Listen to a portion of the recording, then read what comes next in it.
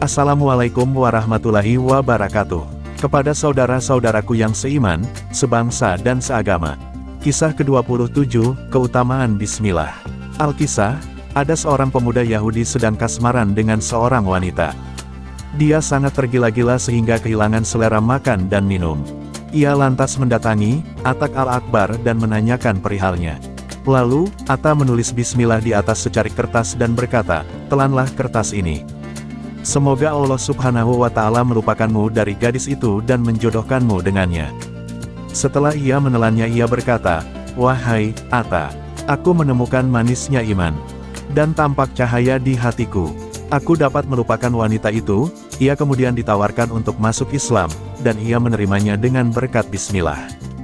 Gadis itu mendengar perihal masuknya pemuda Yahudi itu ke dalam agama Islam, lalu mengunjungi Atta dan berkata kepadanya, "Wahai pemimpin umat Islam, sayalah orangnya yang diceritakan oleh pemuda Yahudi yang telah memeluk agama Islam. Dan kemarin aku didatangi oleh seseorang dalam mimpiku dan berkata, jika kau ingin melihat tempatmu di surga, pergilah kepada Atta. Karena hanya dialah yang dapat memperlihatkannya kepadamu. Kini, setelah aku datang kepadamu, katakanlah di mana surga itu." Atta menjawab, "Jika kau menginginkan surga, maka pertama kali yang harus kau lakukan adalah membuka pintunya terlebih dahulu, baru setelah itu kau bisa masuk ke dalamnya." "Lalu bagaimana cara membukanya?" tanya gadis itu. "Katakanlah Bismillahirrohmanirrohim," ujar Atta. Lalu ia mengucapkannya dan berkata, "Wahai Atta, aku telah menemukan cahaya di hatiku dan aku melihat kerajaan Allah Subhanahu wa Ta'ala." Atta pun segera menawarkan agar ia masuk Islam dan ia menerimanya dengan berkat Bismillah. Kemudian ia kembali ke rumahnya dan malamnya ia tidur. Di dalam mimpinya, ia melihat dirinya masuk surga dan melihat bangunan-bangunan serta kubah-kubahnya. Pada salah satu kubah tertulis Bismillahirrohmanirrohim, "La ilaha illallah." Ia membaca kalimat tersebut dan tiba-tiba seseorang berseru, "Ini semua adalah pemberian dari Allah Subhanahu wa Ta'ala untukmu atas bacaanmu."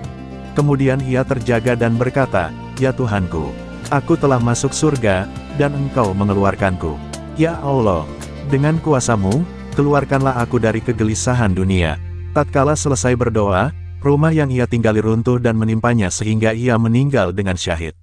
Allah Subhanahu wa Ta'ala menyayanginya dengan berkat Bismillah.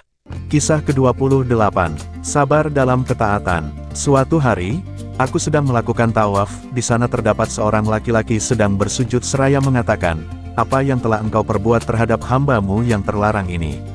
Dan setiap kali aku melewatinya, ia pasti sedang mengatakan seperti itu. Ketika tawafku sudah selesai dan ia sudah bangun dari sujudnya, aku bertanya kepadanya tentang hal itu. Dia menjawab, "Suatu ketika, kami sedang berada di negeri Romawi hendak menyerbu benteng mereka. Pemimpin pasukan kami mempersiapkan pasukan dalam jumlah yang cukup besar dan pergi ke sana. Ia lalu memilih 10 penunggang kuda di antara kami untuk menjadi mata-mata. Dan aku termasuk salah satunya. Kemudian kami pergi ke suatu tempat di gurun pasir dan melihat sekitar 60 pasukan kafir. Di tempat lain kami melihat sekitar 100 pasukan lagi. Lalu kami menuju pimpinan kami dan melaporkan hasil pengintaian kami kepadanya. Ia lalu mengutus satu pasukan untuk menghadapi mereka, tetapi mereka berhasil menawan pasukan kami. Kemudian ia berkata kepada kami, 'Kalian semua diberkati,' maka keluarlah pada malam hari sebagai mata-mata seperti biasanya. Maka kami semua mematuhi perintahnya, namun kami takluk di tangan 1000 pasukan berkuda dan kami dijadikan tawanan. Lalu mereka membawa kami ke hadapan Kaisar Romawi dan ia memerintahkan untuk memenjarakan kami. Ketika Kaisar mendengar kabar yang mengatakan bahwa pasukan muslimin membunuh pasukan Romawi yang tertawan dan salah satunya adalah sepupunya, ia sangat sedih atas peristiwa tersebut dan langsung memerintahkan untuk membunuh kami dalam keadaan mata tertutup. Lalu seorang penasehat mengusulkan kepada Kaisar, adalah suatu keringanan bagi mereka jika mata mereka tertutup. Aku mengusulkan untuk membukanya agar mereka bisa melihat penyiksaan teman-teman mereka yang lain. Yang demikian ini lebih pedih bagi mereka. Maka, mata kami dibuka. Aku melihat penasehat mengenakan kain sutera bermahkotakan emas. Seseorang di sampingku telah keluar dari agama Islam, namun sayang aku tidak mampu untuk mencegahnya. Lalu aku memandang ke arah langit dan melihat 10 bidadari yang masing-masing membawa sapu tangan dan pinggan. Di atas mereka terdapat 10 pintu yang terbuka. Lalu, seorang algojo mulai membunuh kami satu persatu. Setiap kali di antara kami ada yang terbunuh, turun satu orang bidadari menjemput ruhnya dan membungkusnya dengan sapu tangan serta meletakkannya di atas pinggan. Lalu ia membawanya naik melewati salah satu pintu yang terbuka. Sementara itu, aku mendapatkan giliran yang terakhir.